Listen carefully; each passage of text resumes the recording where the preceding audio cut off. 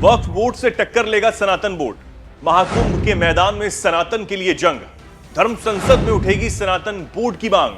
सनातन board पर संतों को आरएसएस का झटका। वक्फ बोर्ड बनाम सनातन बोर्ड की लड़ाई।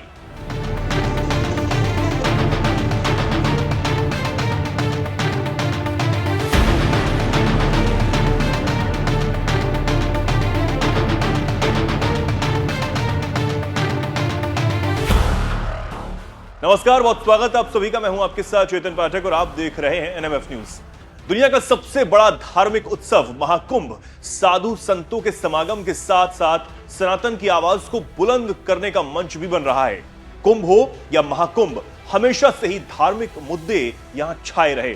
पिछले कई कुंभ आयोजनों में राम मंदिर का मुद्दा सबसे ऊपर रहा, तो इस बार साधु संतों ने सनातन बोर्ड के गठन की भी पूरी तैयारी कर ली है, जिससे वक्फ बोर्ड बनाम सनातन बोर्ड की लड़ाई अब तेज हो चुकी है।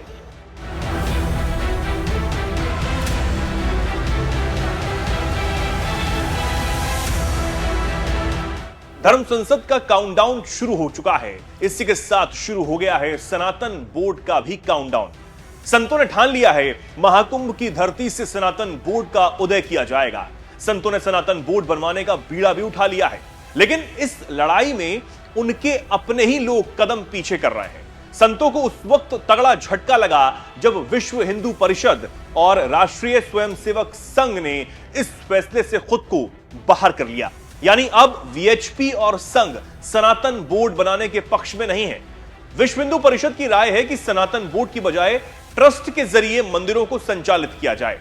सनातन बोर्ड पर वीएचपी की राय, मंदिरों को सरकारी बंधनों से मुक्त किया जाए, मंदिरों की देखरेख संचालन ट्रस्ट के जरिए की जाए। मंदिरों को बोर्ड को देने के पक्ष में वीएचपी और आरएसएस नहीं है। हालांकि वीएचपी की इस राय पर विचार करने के लिए संतों और विश्व हिंदू परिषद के अधिकारियों के बीच बड़ी बैठक हुई। इस बैठक में देश भर के साधु संतों ने हिस्सा लिया है। इस बैठक में संतों ने विश्व हिंदू परिषद नेताओं की इस राय पर सहमति जताई कि मंदिरों को सरकार के नियंत्रण से मुक्त किया जाए। इसके साथ ही वक्फ बोर्ड के अधिकारों पर अंकुश लगाने पर भी बात की गई है। जो तय किया था विश्व हिंदू परिषद, राष्ट्रीय स्वयंसेवक संघ, संत समाज, हिंदू समाज कि हमको अयोध्या, काशी, मथुरा ये तीनों चाहिए। हमने सरकार से सीधे कहा है, सरकार से नहीं, सरकारों से, कि अब ये समय आ गया है कि हमारे मंदिर हिंदू समाज को वापस करो, वापस करने पड़ेंगे। और इसके लिए विजयवाड़ा में 2.5 लाख लोगों की रैली से आंदोलन शुरू हो गया है। आने वाले दिनों में हम आंदोलन तेज करेंगे। हालांकि वीएचपी के अधिकारियों से मीटिंग के बाद सनातन बोर्ड को लेकर संतों का रुख नहीं बदला है। वे सनातन बोर्ड की मांग को लेकर लगातार मुखर हैं। सनातनियों के इस कुंभ में जो सबसे बड़ा अमृत निकलेगा वो सनातन बोर्ड का निकलेगा। 27 जनवरी को निकलेगा और हमें आशा है आदरणीय योगी जी, मोदी जी ऐसे अभूतपूर्व सनातनी हैं, उनका नाम अमृतत्व यही लिखेगा सनातन बोर्ड। जब वो ये दक्षिणा हमको दे देंगे तो उन्हें अमृतत्व प्राप्त हो जाएगा, इसमें कोई संशय नहीं है। सनातनियों से मेरा निवेदन है, अपने अधिकार के लिए आप लोग कभी खड़े नहीं हुए, अपने अधिकार के लिए आप कभी मांग नहीं की, आपने अपने अधिकार के लिए कभी सोचा नहीं, इसलिए आपको कोई अधिकार मिला नहीं। अब आप अपने अधिकार के लिए खड़े हुइए, आइए आगे बढ़िए। आपको पक्के तौर पे 27 जनवरी को जब आप आएंगे सनातन बोर्ड मिलेगा। धन्यवाद। दक्षिणा 2 है, सनातन बोर्ड का निर्माण और वक्फ बोर्ड का सियावर रामचंद्र।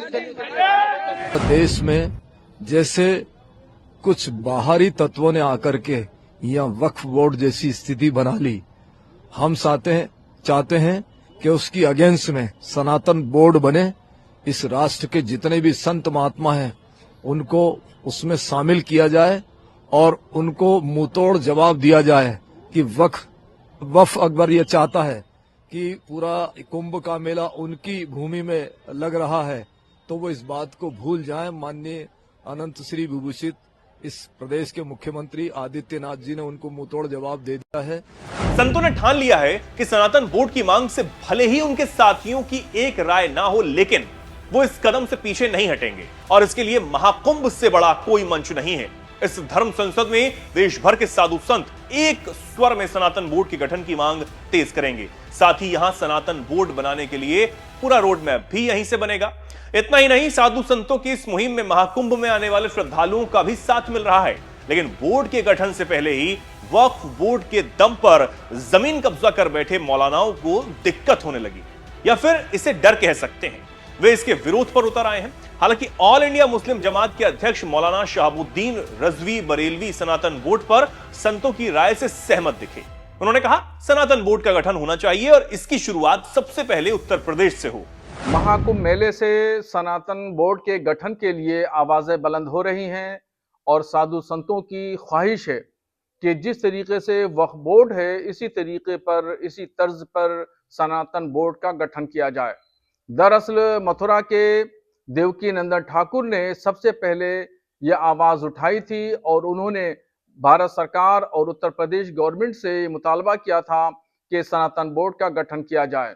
मैं इन तमाम बातों का और साधु संतों के मुतालबे का समर्थन करता हूं और ये ख्वाहिश रखता हूं कि जिस तर्ज पर, जिस तरीके से वक्फ बोर्ड का गठन किया गया, इसी तर्ज पर सनातन बोर्ड का गठन किया जाए और ये बोर्ड स्टेट लेवल पर न हो, बल्कि जिस तरीके से वक्फ बोर्ड को साधने के लिए भारत सरकार ने एक ऑल इंडिया बोर्ड जिसका नाम वक्फ काउंसिल है बनाया है, इसी तर्ज पर एक ऑल इंडिया सनातन बोर्ड बने और फिर उसके मातहत स्टेट में भी सनातन बोर्ड बनाया जाए और उसके मातहत ये सेंट्रल की कमेटी उसकी निगरानी करे। जिस तरीके से तमाम स्टेट में वक्फ बोर्ड बने हुए हैं, इसी तर्ज पर सनातन बोर्ड बने और इसकी शुरुआत उत्तर प्रदेश गवर्नमेंट को करना चाहिए। मैं इसका समर्थन करता हूं और यह भी मुतालबा करता हूं कि जितनी जल्दी मुमकिन हो सनातन बोर्ड का गठन कर दिया जाए।